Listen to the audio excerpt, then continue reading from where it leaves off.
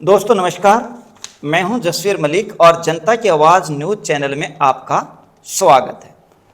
साथियों, आज हम बात करते हैं एक ऐसी प्रेस कॉन्फ्रेंस के बारे में जो कांग्रेस पार्टी के वरिष्ठ नेता और प्रवक्ता श्री अतुल लोंडे पाटिल द्वारा ऑर्गेनाइज की गई है। दरअसल पिछले 10-12-15 दिन से अखिल भारतीय कांग्रेस कमेटी अलग अलग मुद्दों पर, अलग अलग स्थानों पर, अलग अलग नेताओं द्वारा अलग अलग कॉन्फ्रेंसेज ऑर्गेनाइज कर रही है। यानी अलग अलग मुद्दों पर अलग अलग प्रेस कॉन्फ्रेंसेज पे भारत सरकार को या राज्य सरकार को जो भी मुद्दे हैं उन पर घेरने का प्रयास कर रही है।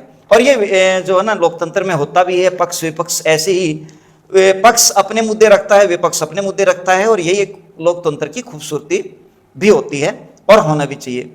आज के विषय में श्री अतुल पाटिल जी ने आरोप लगाते हुए महाराष्ट्र की सरकार, जो देवेंद्र फडणवीस की सरकार है, उस पर आरोप लगाया कि चुनाव के दौरान भारतीय जनता पार्टी ने लाडली बहना योजना के तहत महाराष्ट्र की बहनों से 2100 रुपए देने का वायदा किया था।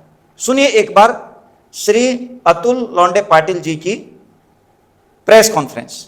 जैसा कि आप जानते हैं, कभी कभी कैग का रिपोर्ट भी आजकल खबर बन जाता है। 2024 के बाद थोड़ी सी स्थितियां, परिस्थितियां बदलती हुई दिख रही है। वजह भी है क्योंकि देश की जनता को, खासकर हमारी माता बहनों को, महिलाओं को यह पता चल गया है कि जिन्होंने भगवान को धोखा दिया है उन्होंने बहनों को भी धोखा दिया है। ये लाडली बहन कहते कहते प्रभु रामचंद्र जी का बटवा जैसा चढ़ावा चुरा लिया, वैसा लाडली बहनों को भी उनके हक से उन्हें बेदखल कर दिया। जो रिसेंट रिपोर्ट आया है वो मेरे हिसाब से तो टिप ऑफ आइसबर्ग है। चुनाव आया, लाडली बहना की योजना इन्होंने लाई। हमारे यहां उसको मराठी में लाड़की बहन बोलते हैं, लाड़की बहन। और सबसे अहम बात, जब योजना लाई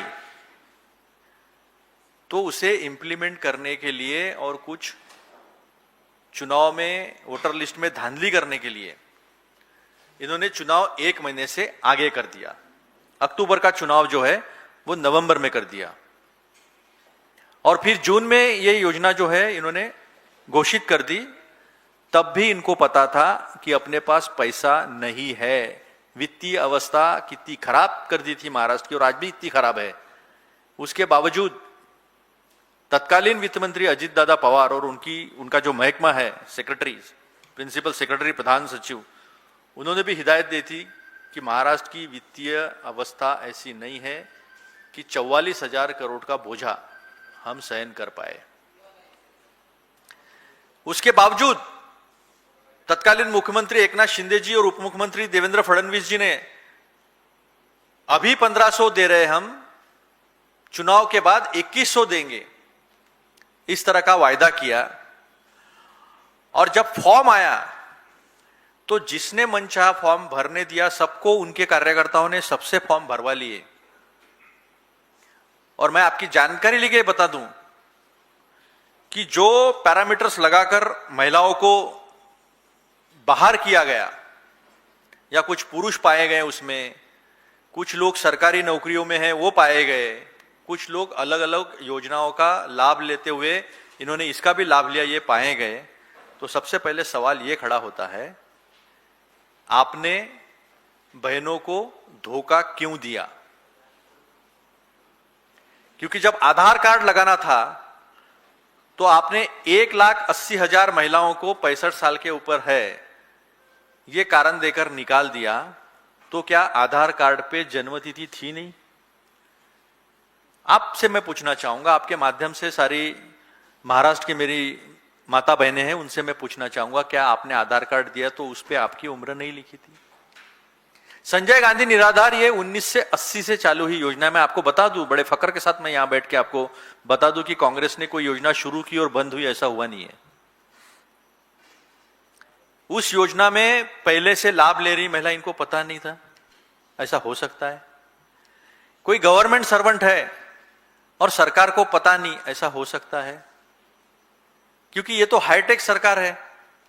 और हमारे प्रधानमंत्री को तो कागज सामने रखो तो ऐसा ऐसा नहीं, हम लोग ऐसा ऐसा पढ़ते हैं, वो तो ऐसा ऐसा पढ़ते हैं। तो उनको ये सारी चीजें ध्यान में नहीं आई। और मेरा क्लिप चला ना, चुनाव हो गया, मतलब से बहन से उसका वोट छीन लिया, अब काम खत्म, रिश्ता खत्म। अब उनको एक एक कारण देकर बाहर किया जा रहा है। आप मुझे बताइए, किसी योजना से 38% तक महिलाओं को निकाल देना, ये तो मैं तो अभी भी बोल रहा हूं टिप ऑफ आइसबर्ग है। मेरी जानकारी तो ये है, महकमे में चर्चा ये है कि कम से कम 50% से ज्यादा महिलाएं, इनको ये या अलग किसी कारण से निकालना है। हमारा आक्षेप इस बात को नहीं है कि प्रक्रिया किसी ने गलत की है, किसी को गलत फायदा मिल रहा है तो उसको निकाला जाना चाहिए, इसका आक्षेप नहीं है। लेकिन आपने जिस तरह से धोखा किया है उसके ऊपर आक्षेप है। अब धोखा कैसे किया मैं बताता हूं। अब जो महिला को 1,500 रुपया महीने का और 2100 मिलने वाला है, ये अपेक्षा करने वाली महिला, उसके पास स्मार्टफोन होगा क्या? इनकमिंग आउटगोइंग वाला सादा फोन इस्तेमाल करते हैं लोग, कईयों के पास फोन नहीं होता है। कई योजना में थंब देते हैं, ये उस योजना में थंब नहीं, क्योंकि मजदूरी करते करते सारी उंगलियों की थंब की रेखाएं निकल जाती है, थंब नहीं मिल पाता है, वो योजना नहीं मिलती है। और ऐसे लोगों को इन्होंने KYC, electronic KYC, know your customer जो है वो करने लगाया। और मैं आपको बता दूं आपकी जानकारी के लिए, 62 लाख महिलाएं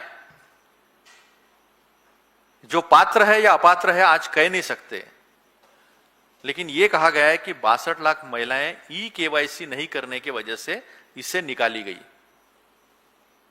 जवाबदेही किसकी है? पहले डराया गया कि इनकम टैक्स को सारा डेटा दे दिया है, इनकम टैक्स पेई लोग कौन कौन है उनके ऊपर हम कार्रवाई करेंगे, पहले ये डराया गया, धमकाया गया। अरे कोई भाई लाडली बहना कहता है तो उसको डराएगा, उसको धमकाएगा? ये कहां का भाई है? ये कौन सा खुद को अपने आप को लाडला भाई कहता है? इनके तो लाडले भाई 2 ही है, मालूम है सबको, बाकी कोई लाडला नहीं है। ऐसा कोई सगा नहीं जिनको भाजपा ने ठगा नहीं। इसका ये सबसे बड़ा उदाहरण है। अभी ये फॉर्म देखिए, आप सामने फॉर्म का फॉर्मेट लाइए। अब ये कैप्चा है ना, कैप्चा, ये एसआईआर में नहीं मिलता है अच्छे अच्छे लोगों को, कैप्चा मैच नहीं होता है। अब ये फॉर्म वो उस महिला को देना है जो डोमेस्टिक वर्कर है, जो किसी के घर में जाके बर्तन मांजती है, काम करती है, उसके लिए तो 1,500 इंपॉर्टेंट है ना। किसी बड़े महिलाओं ने तो दिया नहीं होगा, अच्छे घर की जो महिला है उसने तो नहीं दिया होगा। अब ये फॉर्म बताइए, ये कैप्चा वो देखेगी, उसको सी कैपिटल है या स्मॉल है, कोई लेटर स्मॉल है कैपिटल है, कैसे समझेगा?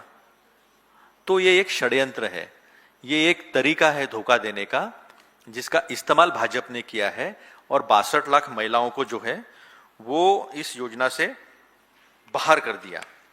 अब सबसे बड़ी बात यह है कि ये सरकार तो, साहब ने तो तब ईमेल किया था जब ईमेल की निजात नहीं हुई थी। साहब ने तो डिजिटल कैमरा तब इस्तेमाल किया था जब डिजिटल कैमरा इजाद ही नहीं हुआ था। इतने एडवांस लोग हैं और कहते हैं कि हम सब ई पेपर कर लेंगे, टेक्नोलॉजी बेस कर लेंगे, रुपया भी हम हटा देंगे, इलेक्ट्रॉनिक रुपया बनाएंगे, प्लास्टिक रुपया बनाएंगे, क्या क्या बताते हैं, डिजिटल करेंसी जो है वो लाएंगे, इस तरह के जो प्रॉमिसेस करते हैं। उनके पास डेटा नहीं था, ऐसा मानने की जगह है क्या? यानी आपने लाडली बहन कहकर उनके वोट बटोरने के लिए उनके साथ धोखा किया और आपका काम हो गया। काम होते से ही उनको इस लिस्ट से बाहर निकाल दिया। 38% तो अभी दिख रहा है और भी ज्यादा जो बड़े पैमाने पर जो है वो बाहर होने की पॉसिबिलिटी है। अब मुझे एक बात बताइए, मेरे साथ अगर अन्याय हुआ तो मुझे सरकार के किसी दफ्तर में तो जाना चाहिए ना। लाडली बहना का दफ्तर ही नहीं है। हमने जितनी योजनाएं लाई संजय गांधी निराधार से लेकर, हर एक का दफ्तर है, सिस्टम है, प्रोसीजर है। आजकल तो संजय गांधी निराधार की भी साइट बंद है महाराष्ट्र में, और वहां से लोगों को हटाना शुरू है, जोड़ना शुरू नहीं है।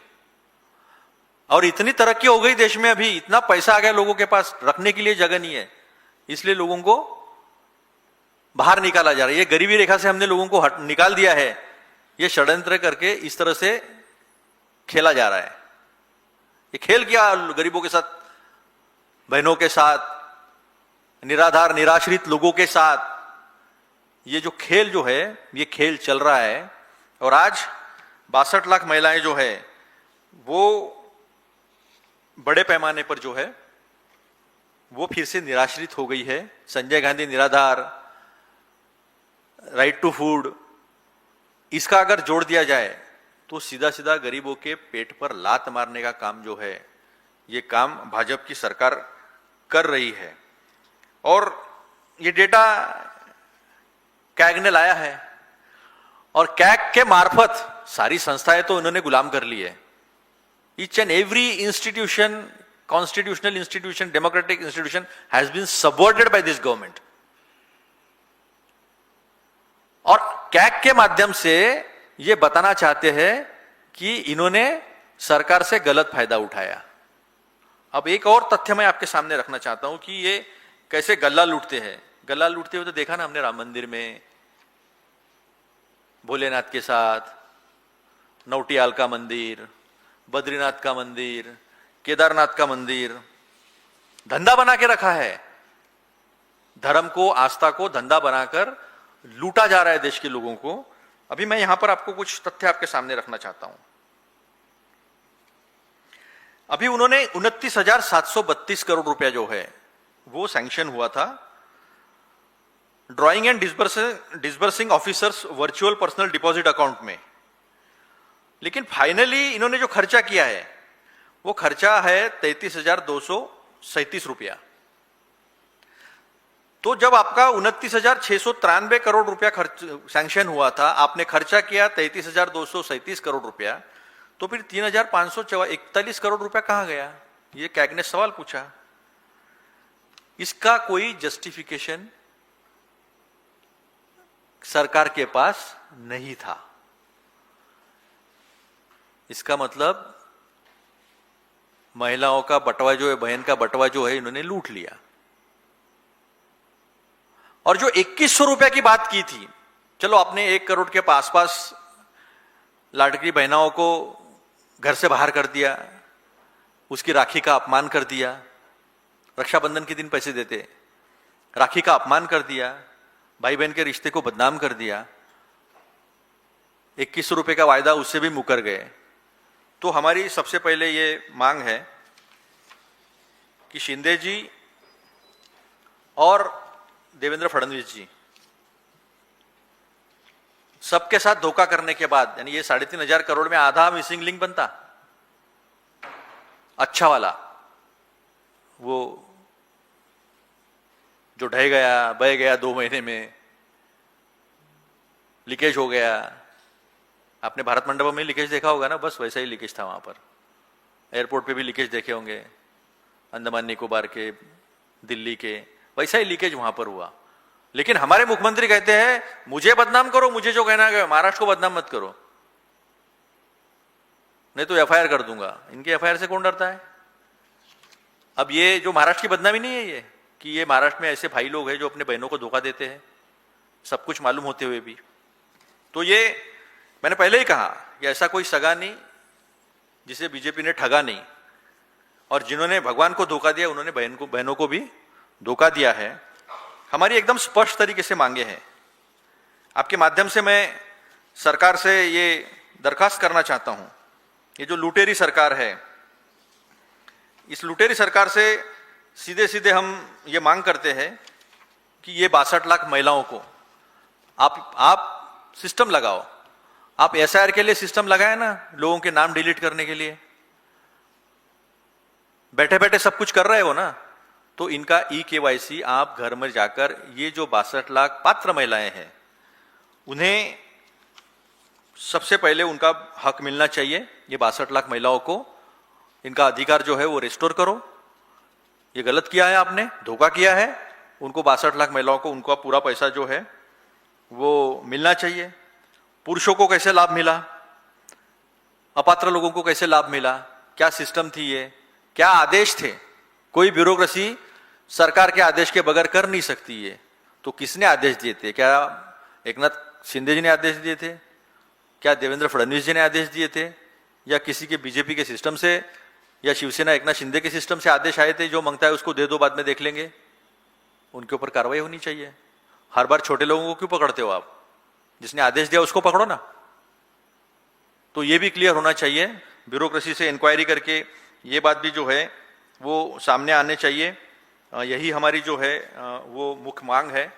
ये बार बार अगर धोखा करेंगे तो हम जनता में जाकर इनका असली मुखौटा जो है वो सामने लाए बगैर रहेंगे नहीं। इनको इनके किए का सजा भुगतनी पड़ेगी।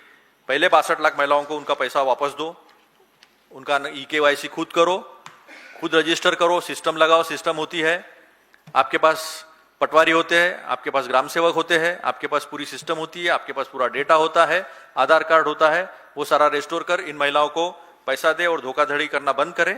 और जो इसके लिए जिम्मेदार है उनके ऊपर जिम्मेदारी फिक्स कर उनको कानून के सामने खड़ा करे। ये हमारी मांग है। आपके सवाल?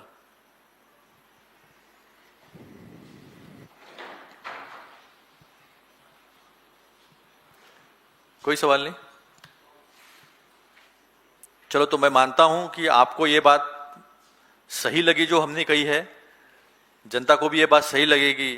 और ये सरकार जो है वो जल्द से जल्द महिला अपनी बहनों के साथ जो धोखा किया है उसे दुरुस्त कर हमारी माता बहनों को, हमारी लाडली बहनों को उनका हक वापस दिलाएगी। ये आपने सुनी श्री अतुल जी की प्रेस कॉन्फ्रेंस। इसमें अतुल जी ने फडणवीस सरकार पर आरोप लगाते हुए कहा है कि इस योजना में जो वायदा किया था, वायदे के अनुसार अब तरह तरह के क्लॉज डाल के या बहुत सारी चीजें डाल के 62 लाख महिलाओं को भाजपा ने अयोग्य कर दिया, यानी इस योजना से बाहर कर दिया। आगे और भी गंभीर आरोप लगाते हुए कई चीजें उन्होंने बोली। इसमें अतुल जी ने बार बार एक आरोप लगाया कि ऐसी कोई भारतीय जनता पार्टी का जो है ऐसा एक चरित्र कहें या ऐसा व्यवहार रहा है कि ऐसा कोई सगा नहीं जिसको भाजपा ने ठगा नहीं। ये बात बार बार अतुल जी ने रिपीट की। यहाँ पे दरअसल दो बातें हैं। सबसे पहले तो ये है कि जो वायदा भारतीय जनता पार्टी ने किया था उस वायदे के अनुसार जिन जिन लाडली बहनों को ये योजना बनती है, जो पात्र हैं इसके, उनको उसका लाभ मिलना चाहिए। दूसरी जो बात है वो ये है कि उन महिलाओं को उसको पैसा नहीं मिलना चाहिए जो अयोग्य हैं और उस योजना की पात्र नहीं है। तो ये बड़ा संजीदा मैटर है। इस पर बड़ी सावधानी से जो है सरकार को ध्यान देना चाहिए। हालांकि जो लोकतंत्र के अंदर जन कल्याण की योजनाएं हैं और फ्री बीज योजनाएं हैं, ये बड़ा एक विडंबना का विषय है कि आज के दिन इसमें भेद कर पाना, उसके अंदर अंतर कर पाना बड़ा मुश्किल हो रहा है। और ये समझ ही नहीं आता कि कौन सी फ्री बीज योजनाएं हैं जो राजनीतिक पार्टियां अपने स्वार्थ में वोट बटोरने के लिए चुनाव के समय एक वायदे के रूप में जनता में फेंक देती हैं और फिर उसका जो है वो सामान्य जनता पे, सिंपल टैक्स पेयर पे, मध्यम वर्ग पे पड़ता है। और कई बार ये भी समझ नहीं आता कि कौन सी वास्तव में जन कल्याण की योजनाएं हैं। इसमें सत्ता पक्ष और विपक्ष ने दोनों ने अपनी रचनात्मक भूमिका निभानी चाहिए। कोई भी ऐसा काम नहीं करना चाहिए जनता पार्टी को भी, क्योंकि इस समय फडणवीस जी की सरकार वहां पे है कि जिसका गलत संदेश जाए तो गलत नुकसान हो। लेकिन ऐसा भी नहीं होना चाहिए कि जो योग्य पात्र है वही बच्चे, अगर योजना सरकार ने लॉन्च की है तो। ये था आज का एक विषय। अगले विषय पे फिर चर्चा करते हैं। जय हिंद, जय भारत।